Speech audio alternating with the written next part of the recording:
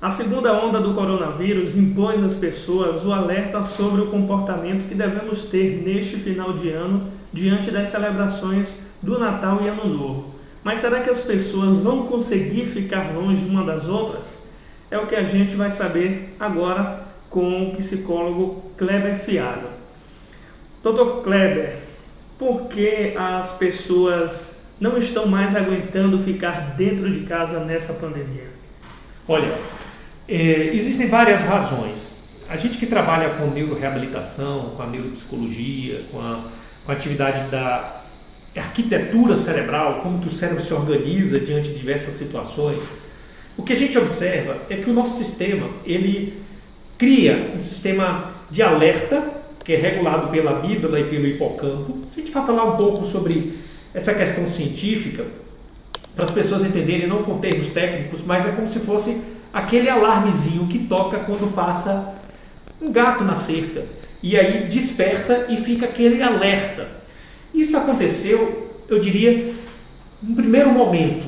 Aqui no Brasil a gente não vai estar falando muito em primeira e segunda onda, porque, por incrível que pareça, e isso é uma preocupação, o nosso país não viveu o ciclo de baixa. A gente viveu um ciclo de controle, mas sempre mantivemos as taxas muito altas de contaminação.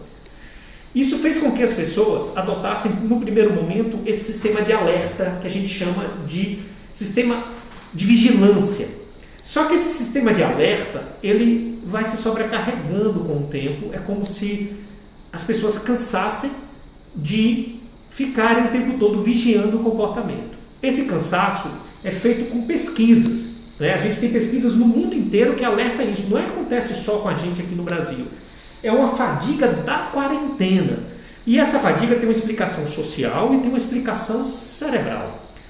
Só que a gente também está enfrentando um momento em que as pessoas necessitam dessa integração, porque isso digamos, reforçado coletivamente, que é o momento das confraternizações de Natal, da família. E muitas vezes as pessoas, bobagem, a gente está se cuidando, vamos encontrar e vamos fazer um amigo secreto. Então as pessoas não querem mais fazer isso de maneira virtual. Só que a gente precisa também entrar em alerta sobre esse momento que nós estamos vivendo. É um Natal diferente, mas as pessoas precisam conter um pouquinho o ânimo. Isso de fato está acontecendo e a gente está percebendo também no consultório. E como lidar com essa questão de celebrar o Natal e o Ano Novo em casas separadas? Olha, é preciso ressignificar o sentido das coisas. Nós estamos passando por um período adaptativo, em que tudo é aprendizado. É aprendizado para nós, profissionais de saúde, é aprendizado para a sociedade, é aprendizado para a comunidade como um todo. Mas a gente tem que entender que esse vírus mata a gente, esse vírus muda muito a dinâmica das famílias.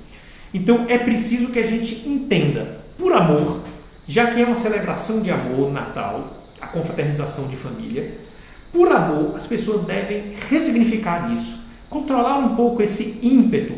Isso vai passar, então segurar. E para controlar isso é um exercício diário mesmo, exercício de colocar na mente de que está fazendo um bem nesse distanciamento.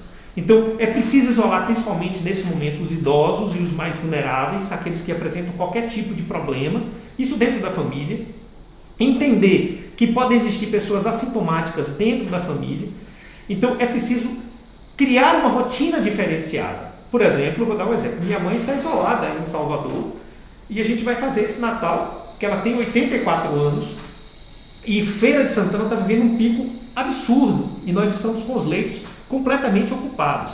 Então, por uma questão de prudência, nós vamos adaptar isso e usar a tecnologia, evitar um pouco esses contatos. Isso é o mais importante. Isso interfere no pensamento, isso interfere nas emoções, sim, mas é muito melhor a gente passar por isso e aprender do que celebrar situações como uma morte, por exemplo, né? A questão do luto. E isso é muito ruim diante de festividades como essa. Então a gente precisa ter muita cautela.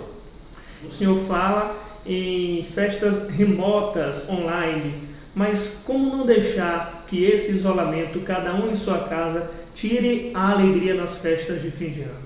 Olha, é um processo, a alegria é um sentimento que é contaminado pelo ambiente também. Então, por exemplo, muitas vezes você está triste e aí as pessoas chamam para sair, aí você vai para aquela confraternização, ganha um presente, e de repente você fica eufórico, às vezes com o consumo de bebida alcoólica. É uma sensação e que é provocada pelo ambiente. Esse processo de isolamento provoca na gente um processo reflexivo. Como é que a gente provoca essa euforia e essa sensação? Olha, gente, não há uma receita.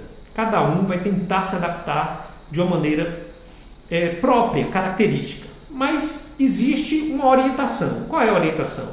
Tentar fazer tudo aquilo que você poderia fazer utilizando as redes. Eu sei que é cansativo, essas transmissões, as lives, as rodas que é feita pelas transmissões aí das plataformas como o Meet, como o Zoom, etc., ou o WhatsApp. O que tem que ser feito? Tem que participar e você sentir essa energia, ter essa sensação de celebração, para que essa tristeza não possa ser aumentada nesse período. Nós temos, como profissionais da área de saúde mental, a estimativa de que final de ano acontece muito adoecimento mental, principalmente para quem não está viajando, para quem não está confraternizando.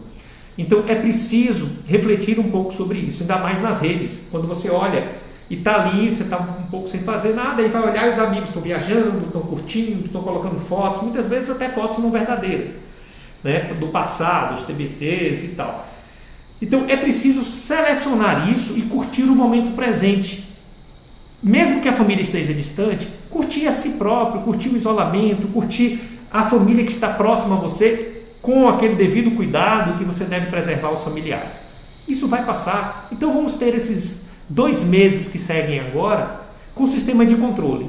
Eu sei que isso vai provocar um processo de tristeza, mas é preciso entender que esse momento é de cautela e de prevenção. Isso vai ser muito melhor do que a gente ter como havia dito, um pensamento voltado para o adoecimento. Então, não ter esse pensamento, mas um pensamento voltado para a passagem. Esse momento vai passar e, portanto, eu vou me adaptar da melhor forma possível. A bebida alcoólica, o senhor falou que as pessoas, é claro, nesse final de ano, tanto no Natal como no Réveillon, devem exceder um pouquinho o limite. É uma válvula de escape ou depois de ingerida ela se torna um perigo, um vilão? As duas coisas. E esse é o perigo, porque a bebida ela tem um padrão para a atividade cerebral, ela funciona como euforia, como estimulante. O álcool ele funciona como estimulante no primeiro momento, no primeiro pico. À medida que você permanece com o álcool, ele entra como depressor. Então é muito comum a gente ver aquelas mesas de bar nas primeiras rodadas, as pessoas falando alto, brincando, festividade, e depois um silêncio. E as pessoas às vezes chorando, às vezes lembrando de coisas do passado.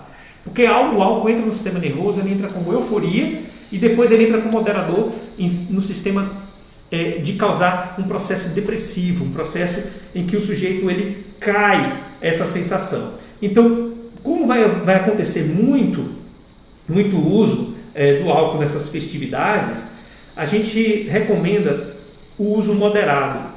E como havia dito, é muito comum nesse período o adoecimento mental. E se você junta a bebida com uma sensação desadaptativa, a sensação de que você não está muito bem regulado, isso tende a causar um transtorno muito maior. Então, a bebida deve ser muito mais comedida nesse final de ano em situação de quarentena, e muitas vezes as pessoas usam isso como válvula de escape e pode ter essa sensação repetida, e aí virar também um ciclo vicioso. Então, muita cautela e a gente evitar essas características de euforia e de depressão que a bebida proporciona. Você ouviu o Dr. Kleber Fialho, psicólogo, falando sobre as festas de final de ano. No Natal e no Réveillon, o segredo é saber viver, mesmo com as restrições de convívio da pandemia. Reportagem Joaquim Neto.